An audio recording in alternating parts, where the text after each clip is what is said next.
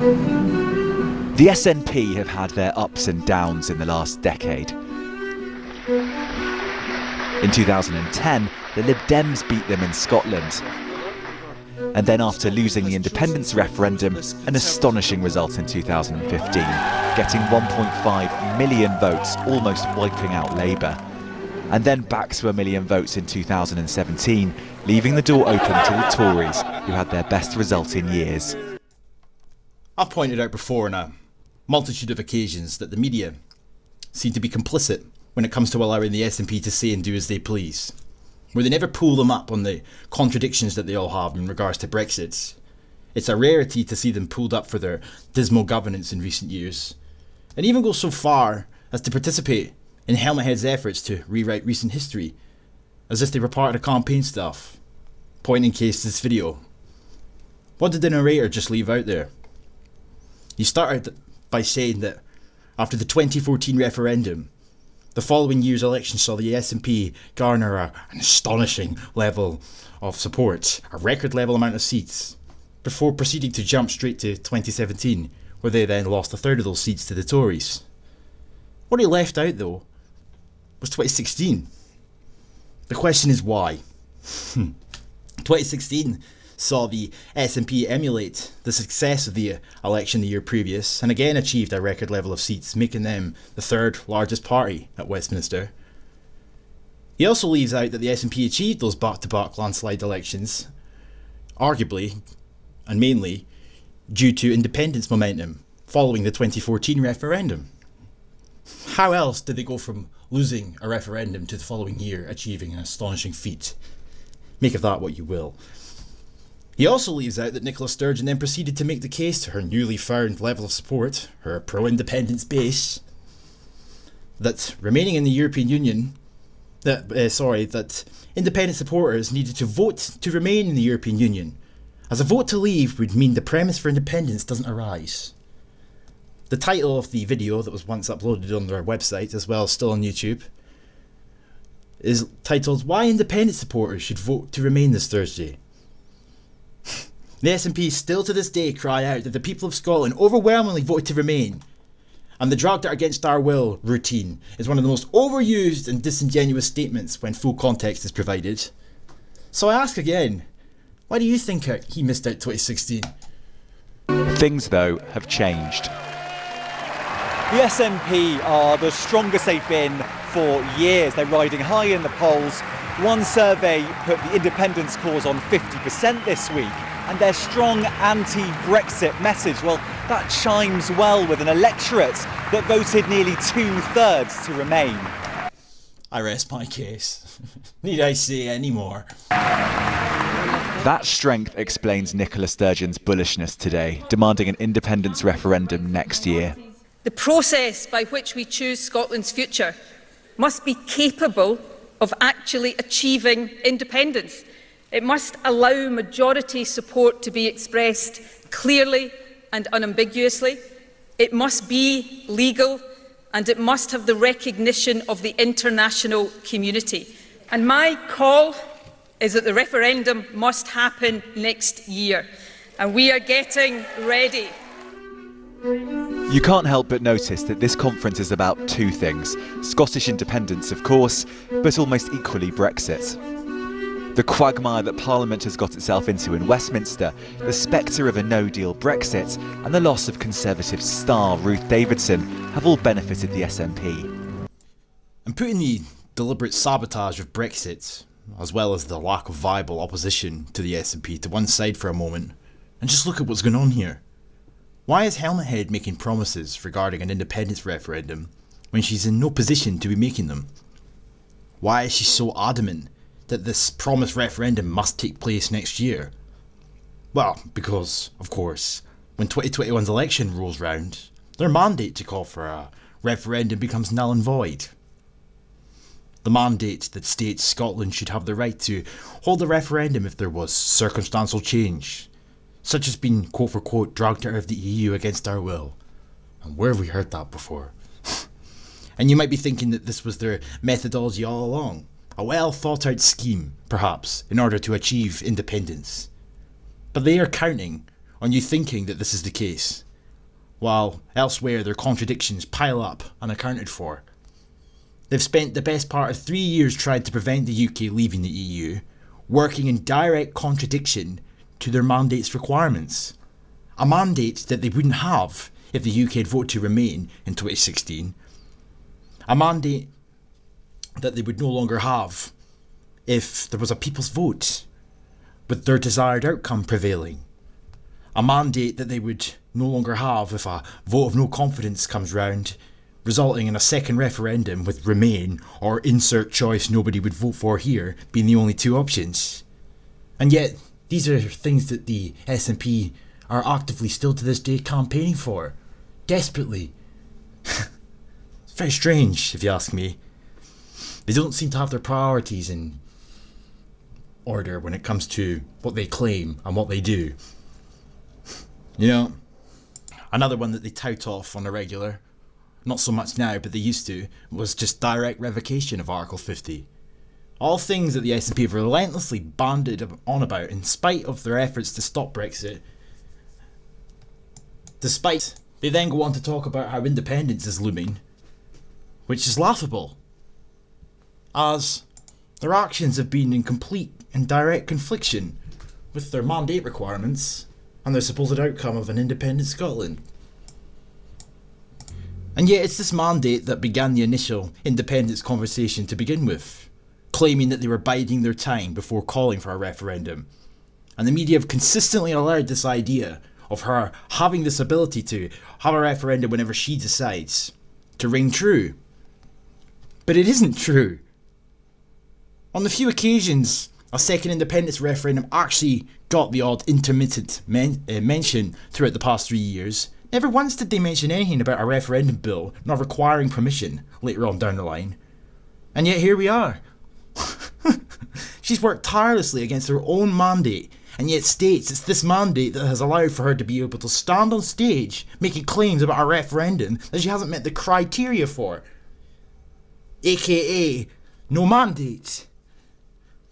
So with time running out, they've tried to obtain a completely different referendum via a referendum bill, which, need I remind you, was exempt from all discussion about 2 out of the 3 last years, or for 2 out of the 3 last years.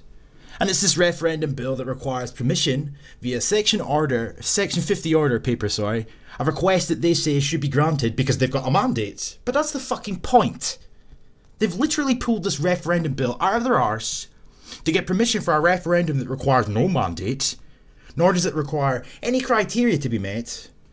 And given that the circumstantial changes, such as being dragged out of the EU against their will, have not come to be yet, they've not occurred, in part because of their actions, and with yet another Brexit extension, they know they're running out of time to please all those voters that she'd initially told to vote to remain in 2016 if they had independence in mind, allowing Westminster to be blamed if she can't provide what they want. While meanwhile she'll be claiming, as she's already doing, that in the event of any rejection, they would have no right to reject our right to act on our mandate for an independence referendum, when up until this point it's been the SNP themselves, and only the SNP, who've worked against their mandate. So it's in effect a means to either obtain independence, potentially, hypothetically, if they were able to weasel their way into obtaining a referendum, but more importantly, it's a way to shield themselves from any blame when they can't follow through in their promises. There's even talk that the Conservatives could once again face near annihilation in an upcoming election here. The Conservatives turned the northeast of Scotland blue in 2017, and one of those casualties was SNP former Westminster leader Angus Robertson. In the 2017 Westminster election, the Tories very effectively managed to mobilise, especially in Leave, or in areas where there was a higher than national average Leave vote in Scotland, at the same time as motivating unionist voters who definitely didn't want another Scottish independence referendum to turn out. And I think things have changed since then. I think the whole Brexit debacle has made even Leave voters in Scotland feel uncertain as to whether that's the right course of action. The million plus Leave voters in Scotland that the SNP have done nothing to address in 3 years now. They just ignore their existence and persist with this idea that Scotland has been ignored and our voice is being ignored and we're being cast aside and all of our supposed attempts to compromise have been thwarted, etc, etc. When the reality of the matter is the only people in Scotland that are being consistently ignored and have been up until this point with no consideration whatsoever is those that voted to leave the European Union. There's no politician out there that I'm aware of that's standing up for those people. The SNP have had it all their own way, here and down south. And realistically, it has nothing to do with unionists as of 2017's elections where they were concerned, as people seem to be forgetting, and the media again complicit to a degree. People seem to be forgetting what the question asked in that referendum in 2016. It didn't ask whether or not we want Scotland to stay part of the European Union. It asked us if we wish the UK to stay part of the European Union. The polling on a no deal is pretty clear. Well, it's been clear from the opinion polls throughout this year that support for independence in general has gone up. On average, the polls... And the reason that may be the case, which I beg to differ, but let's just say it was the case that support for independence is starting to grow because of the so-called chaos of Brexit that the SNP have helped to create.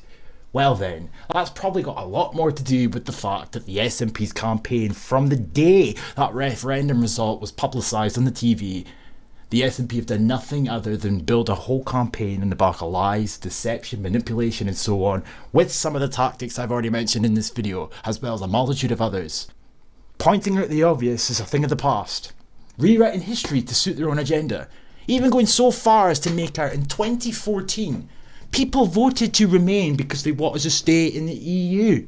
So all of a sudden, the 2014 referendum became all about the European Union. And it's funny, I don't recall that ever being mentioned in 2014, 2015, 16, 17, and even for the most part of 2018. So all of a sudden, Thin Lips with the bowl cut decided to spout off this rewritten version of events and it's become gospel truth. And again, the media don't call them out. But they now make out the campaign slogan goes along the lines of, we were promised that we could stay in the EU. I mean, talk about stating the fucking obvious, but people just don't seem to realise that. And now they make out that that promise has been broken because we overwhelmingly voted to remain in the EU this time round, showcasing clear intent for our loyalty to Europe, failing to admit how that came to be in the first place. It's just... will suggest it's about 49% now, yes, 51% for no. In other words, frankly, too close to call. And if the polls then go on and ask people, well, how would you feel about independence and how might you vote if the UK were to leave the European Union without a deal, then about another 4 or 5 points gets added to that. And again, that's partly due to the propaganda from the mainstream media, as well as politicians themselves. Know that the real agenda is to stop Brexit completely.